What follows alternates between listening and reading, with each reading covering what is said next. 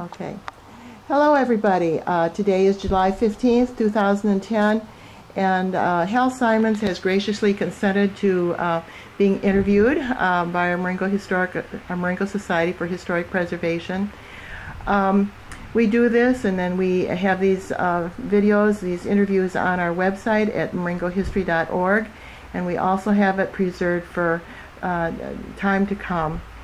I've asked Hal because he, in my opinion, is a perfect example of the volunteerism of many people here in our Marengo community who work and give much time, energy, and talents to sharing their expertise in different areas, especially in the athletic field. And so Hal, just welcome and to the Otis home today, and sharing some of the reasons as to why you and your wife also were very involved in directing the children in athletic programs. The unique thing about Hal this year is that I, Dorothy Otis, have a granddaughter that is on one of the teams that he is helping to manage. And years ago, he also had definite participation with our daughter in coaching some of their girls softball teams. So Hal, welcome, and I want you just to tell us a story of why you've gotten involved and what has it given to you in your life. Well, it's meant a lot of things to me because I had 3 daughters to start with. But to go back when Mary and I first started, we the 2 oldest girls didn't have the 3rd one at the time. They were wanted to play softball. We wanted them to play softball. And so they were playing softball, and we went in to watch them their very first game, and we didn't exactly understand what the coaching was. And as we watched the games throughout that season, we decided that we thought we could do just as well. And so we talked to Betty and Laverne Loudenbeck about getting a chance to coach a team, and they got us started. And the second year that we were coaching, Betty and Laverne took us down to Aurora, Illinois, to a clinic, and it was put on by the Aurora College. And it was probably one of the best things that's ever happened to Mary and I as far as learning how to coach kids and what to look for as far as talent and how to teach that talent. And when we came back, we've been doing it ever since, and I think this is close to my 40th year, so I know it's close to Mary's 40th year too. Mary's kind of gotten away from the coaching. She does a lot of the executive work for the Mugs group here in town, and without her I don't think the group would be as good as they are, but of course I'm prejudiced. And of course I don't do much of the behind the scenes. I do a lot of the coaching out in the field.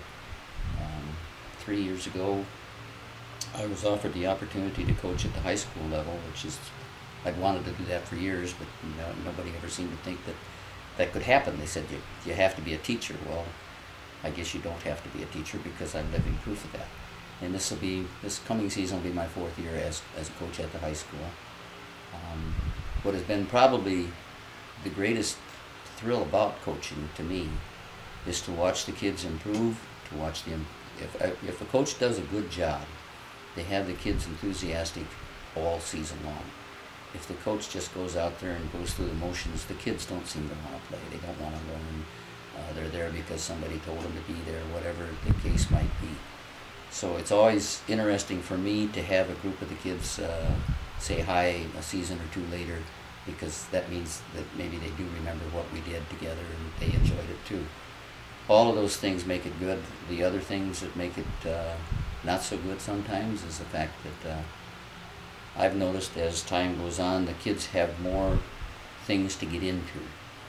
And most of the things are good because most kids are good. But sometimes you get a child that's troubled, has a problem at home, has whatever you want to call it. And it makes it very difficult for me to judge that child because I've been told that she has all these problems. And most of the time, these kids don't have a problem when they're playing softball. They really, if they enjoy the game, they really come out there to put their efforts into it. And it's hard for me to dislike this so-called problem child when I'm told about it, but especially when I see them give their effort. Then I know that there's always a chance if somebody at home or somebody close to them can just give the right direction for that child to go, they could play softball the rest of their life and enjoy it forever. That's what I've done. The kids keep me young. Boy, you can't, Dorothy, you can't believe how those kids keep you young.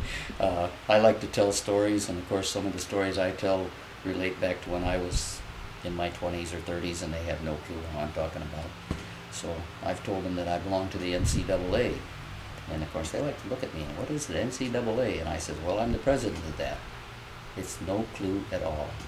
And usually I get a pretty good laugh out of that one. But they do understand that one. But some of the other stories that I've told, they're dated.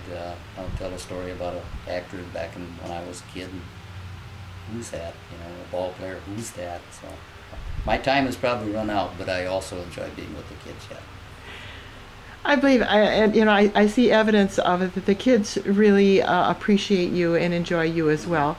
If they're normal, I suspect that they probably think you're a little different. I know that they think I'm different. Yep. And I have my own little ways of liking to kind of torment them with old stories. Mm-hmm. But I think it's wonderful. Can you think of we don't want to name any names or anything like this, but can you think of some of your years into coaching where something happened that really just filled your heart to overflowing, besides seeing the kids put out their very best? Well, I always say that I don't know whether it's the heart overflowing, but one of the biggest mistakes I ever made is not too many years after I started coaching, we coached what we called the Marengo Teener travel team. And it was teenage girls, and back in those days we didn't have a whole lot of girls, so they would be teenagers all right, but they might all go down to 12, 13 years old too, just enough to fill the roster, and we always took just Marengo girls. Well, one year I had an outstanding pitcher and an outstanding catcher, and I've told this story 100 times, but we had never really gone into a highly competitive tournament. We'd gone into tournaments, we did well, and they weren't the big executive type tournaments, I guess you'd call them. And so when we did go to this Orland Park, we didn't do too bad. I think we won 2 games, and in those days, if you went to a tournament of that quality, that was a real good day. So I made sure that we went back the following year. And the following year we had an even better team, except that my catcher was just a few months out of date, and I couldn't use her. And I've always regretted that. I should have made sure that everything was